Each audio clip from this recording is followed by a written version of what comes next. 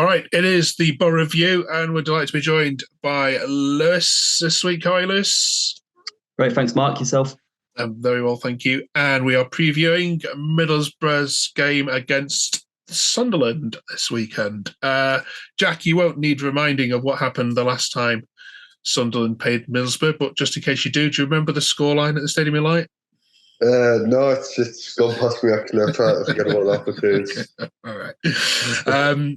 Just before we start talking about transfers, we'll talk about Rodgers, we'll talk about how Ayling's done, we'll talk about that Chelsea game. The animosity between these two clubs, Jack, you've just come off the back of playing Newcastle. What's the vibe when you play Middlesbrough? It's not clearly as hostile, but is there a disliking between these two clubs? We don't like each other. Like there's no love, but it's now compared to what we are now and going into the game on Sunday. It's the nerves are nowhere near on the same scale. Like it's not just another game because it is still technically a derby, and but comparing it to the game a few weeks ago, it's not even the same planet. Lewis, where do you put this when you say to Boro fans, who's your derby? Is it Sunderland? Yeah, definitely. And I think what was interesting as well is that Mr. Beale, who was had a few interesting things to say, actually called it a local derby on his post-match interview on Saturday. So obviously, if Michael Beale says it, then it must be official. But I did notice that on Twitter about an hour ago, Sunderland's official Twitter called it a local clash. So they're being very careful with their words. But I think maybe Sunderland don't call it a derby because they never win the game. So that's maybe why we call it a derby. I think you need to learn that whatever Michael Beale says is usually rubbish. So I wouldn't listen to any of that. All right, we'll get into that in a minute. All right, let's talk about the Boro then. All right, let's talk about the Chelsea game first of all then. Obviously, you travelled down, Lewis, with 600 other Boro fans. Got to say, credit to you, all losing 4-0, 5-0, 6-0 and still singing your heart out. Credit to the Boro fans, every single one of you. Well done. Yeah, I think it was one of them. It got to the point where we almost thought, do you know what, we're just going to enjoy the occasion now. We're getting battered, but we're going to make the most of it, and that's what we absolutely did. So still create another memory.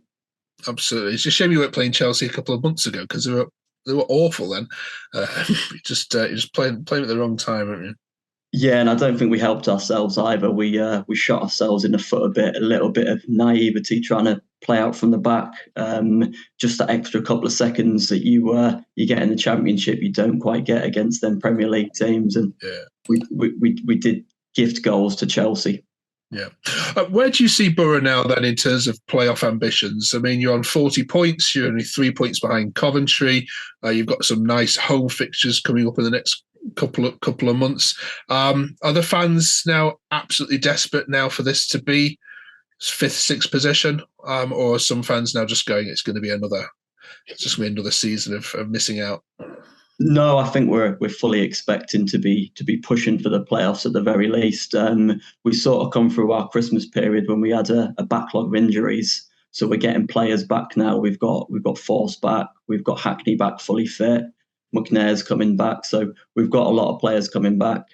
We should have a fully fit squad soon, so I think them 5th and 6th spots are up for grabs. Don't think there's any teams on great form in the playoffs or around it, so I think we should be fully pushing for them now. Yeah, you certainly needed 4s against Rotherham, didn't you? Because that was that's an unexpected result. It was, yeah, one point from 2 games against Rotherham. With all due respect to them, it's not what we want, but we sometimes do struggle against teams that sit deep and play with a low block. We're normally better away from home, actually, because teams actually come on to us. But I'm hoping Sunderland are not going to sit back and they'll actually have a go, and that might help us on the break. Okay, we'll look at Sunderland in a second. Let's talk about transfers then. The window closes in a couple of days' time from the date of recording. You signed Ayling earlier on in the month from Leeds on loan. How's he done for you in the few games you've managed to see him? Yeah, it's still taking a bit of getting used to because I've always epitomised him as Mr. Leeds United. So to see him in a Middlesbrough shirt, it's getting a bit used to. But yeah, I mean, he's a solid pro. He knows the Championship inside out. He knows how to get at players, get opposition fans. So he's one of them where he's against you really don't like him, but when he's with you, you absolutely love him. So good to get some experience through the door. Yeah, and then clearly Carrick has made the back line his priority this window, because you've also signed from Leicester Thomas on loan as well. Much needed? Yeah, definitely. We signed 2 left backs in the summer, but Bangura is out for the rest of the season now, so only leaves us with one. Getting Luke Thomas in, who's got plenty of Premier League experience, was actually at Sheffield United on loan until the end of December. So to get him in seems like a little bit of a coup, to be honest. Yeah. And then let's talk about the Rodgers fiasco, because it rumbles on. It seems to be going on for nearly the start of January. Villa want him, clearly. There's bids going in. But the chairman's saying no. Yeah, they were reported to bid last night of a £15 million package, which most Boro fans were saying, snap your hands off, that's a lot of money. Turns out this morning it's only actually £7.5 million up front. Now, we've also got 20% of that fee going to Man City. So it would only leave us with, £6 million in our back pocket. So our valuation for him is 12 million. I think if we'd meet somewhere towards the middle, if they said 10 million, 5 million add-ons, we can have 8 million in our back pocket. It's not bad for someone we picked up for £1 million 6 months ago. So that's how the model of the club is now. So I think if it gets to that, he will go before Thursday. What sort of hole would he leave though in the side? Because obviously, whilst he's not the first name you think of in the team sheet, most Boro fans that I read and listen to say for them he's been fantastic so far this year. He has, yeah. I mean, ironically, we brought in Azaz from Aston Villa as a number 10. We've got Greenwood in there. We've got Crooks in there. We've got plenty of players in that position, but I think Rodgers offers us something that little bit different. Very good at carrying the ball, got good pace, got good trickery, very intelligent player. He'll certainly be a miss if and when he does go. But for a club like ourselves, we can't be turning down that kind of money. We do have other options. It might just be a different way of playing going forward. Okay. All right, then. So Sunderland visit the Riverside this weekend. You enjoyed your trip to the Stadium of Light earlier in October, I'd imagine? Yes, absolutely. That was thoroughly enjoyable. I don't think there's many occasions you can enjoy a match for that long, knowing that you're comfortable. I know Jack will probably blame the sending off for that, but I think Sunderland certainly heads went down after 2 goals, and yeah, you don't enjoy away games like that very often. Yeah, Jack, this was the strange red card, wasn't it? Where there was a yellow card given and then a red card followed it for, was it mouthing off? Which I think that we've seen before and probably won't see again. I think you've just about got over it now to talk about it. Sunderland came out and then conceded 4 goals. Is this a Sunderland side that you've seen that are different to that day there? Because it was a poor showing, wasn't it? Yeah, it was. I thought the first half we were decent. I think we were probably the better side from memory.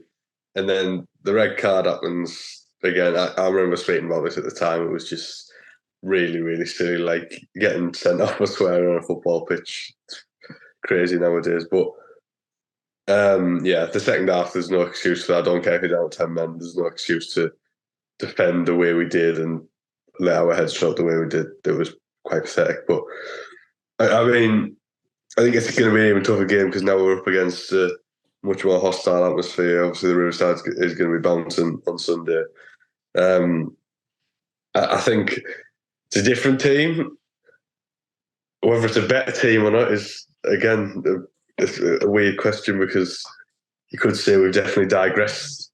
Weirdly, we've digressed since getting beat 4-0 off home by Middlesbrough. But it's a strange one because it was only 4 or 5 months ago, and everything's changed so much in that time for the club, manager, players, all sorts. So it'd be interesting to see what happens. All right, let's get some score predictions from you both then. Lewis, you can kick us off. Middlesbrough against Sunderland. Yeah, I mean, I was looking at a few stats, and I mean, Sunderland have won 1 out of 9 away from home. They've won 1 of the last 10 against us, and actually at the Riverside, in the last 5 times they've played us, they haven't scored a goal. Now, a lot of pessimistic Middlesbrough fans would probably say that means a Sunderland win, but I'm a bit more opportunistic.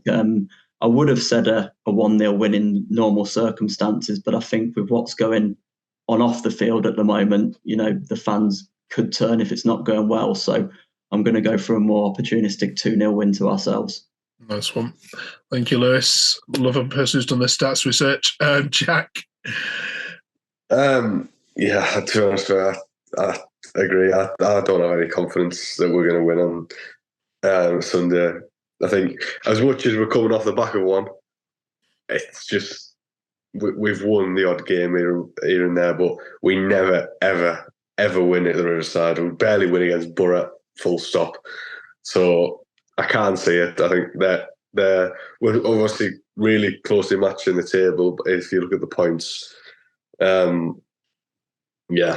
think they're going to outcoach us, outplay us.